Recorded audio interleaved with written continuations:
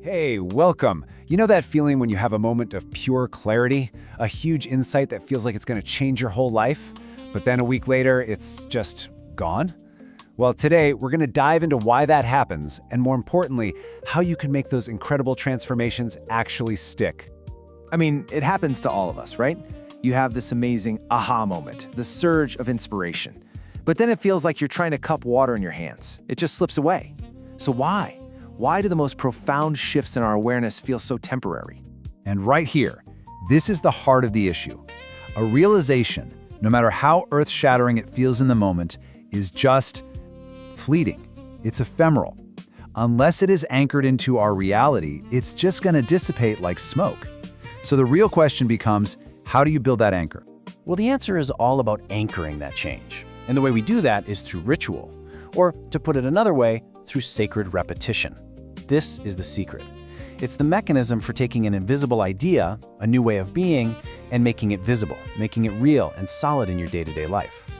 Okay, and get this, because we're talking about so much more than just building a few good habits. This quote right here suggests that when we engage in these practices, we're doing something on a way bigger scale. We're not just changing ourselves, we're actually plugging into a collective human field. So let's pull on that thread. What is this field we're tapping into? This brings us to this idea of an invisible architecture. We're talking about tapping into a kind of memory that exists within nature itself. Sounds wild, right? Let's break it down. Okay, so this leads us to the super fascinating theory of morphic fields from biologist Rupert Sheldrake. The basic idea is that nature has a memory. Seriously, think of it like walking through a tall field of grass. The first time you do it, it's hard.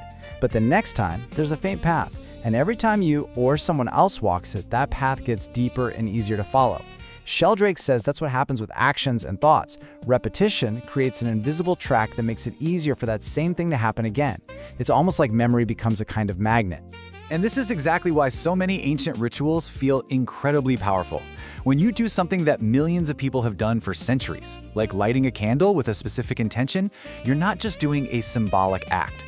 You are literally synchronizing your own energy with this massive, powerful field of accumulated memory.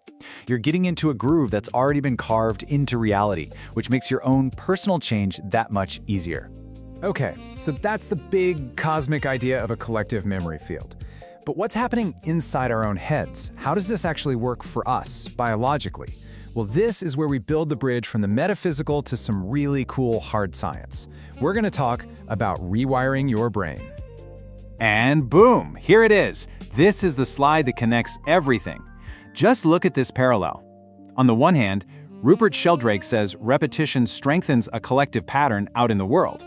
And on the other hand, neuroscientists like Daniel Siegel are telling us that repetition strengthens the brain's neural pathways inside our heads. It is the exact same principle. Strengthening through repetition. It's just happening on two different scales, the macro and the micro. This process happening inside your brain even has a name, the SNAG Effect. It stands for Stimulate Neuronal Activation and Growth. And it's so beautifully simple. You start with an intention and you focus your attention on it. That focus literally makes specific circuits in your brain fire up. And then, as you repeat that focus over and over, those circuits physically grow stronger, they get better connected, and they become more automatic. You are literally building a new you into the hardware of your brain. I absolutely love this quote. It just makes the whole process feel so personal and so empowering. Every single time you choose to do your small daily practice, whether it's meditation or journaling or whatever, you are casting a vote for your future self. It's not about one big dramatic change. It's about the thousands of tiny votes that add up to create a completely new identity. All right, so we get the theory, right? We have the big cosmic pattern and the tiny neurological one. But that brings us to the most important part, the actual practices. How do we take all this incredible theory and translate it into action? Let's look at some really concrete ways to do this.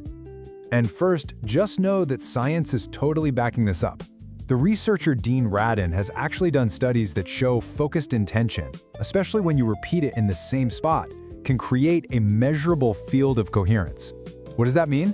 It means your meditation cushion, or that special chair you sit in, literally becomes charged with your intention, making it easier and easier to drop into that state every time you go back. How cool is that? And we can draw on some amazing ancient wisdom for these practices. Think about water rituals. They're all about cleansing the past to make space for the new. Or lunar rituals, aligning with the new moon to plant seeds and the full moon to release things. That connects you to a huge cosmic rhythm.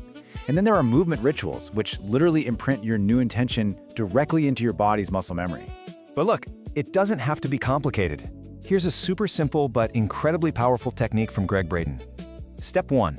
Just bring your awareness, your focus, to the area around your heart. Step 2. Start to breathe a little slower and deeper than you normally would, maybe making your exhale just a little bit longer than your inhale. And then step 3. Genuinely try to feel a sense of gratitude or love or peace. That's it. And here's the best part. You want to know how long it takes?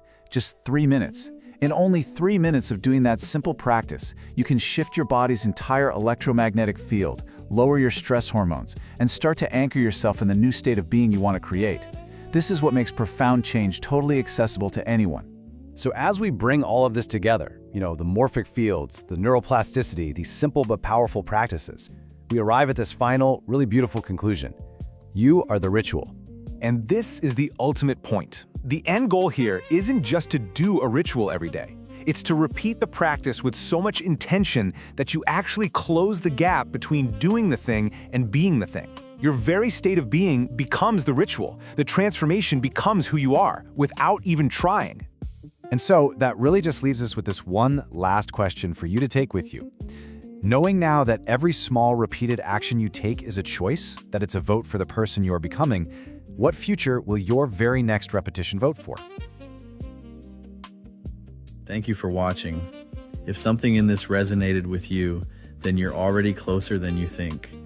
If you're ready to go deeper, there's a link below to my book, Quantum Manifestation: How to Collapse Time and Shift Timelines.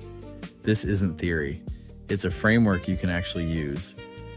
Tap the link below and step into it.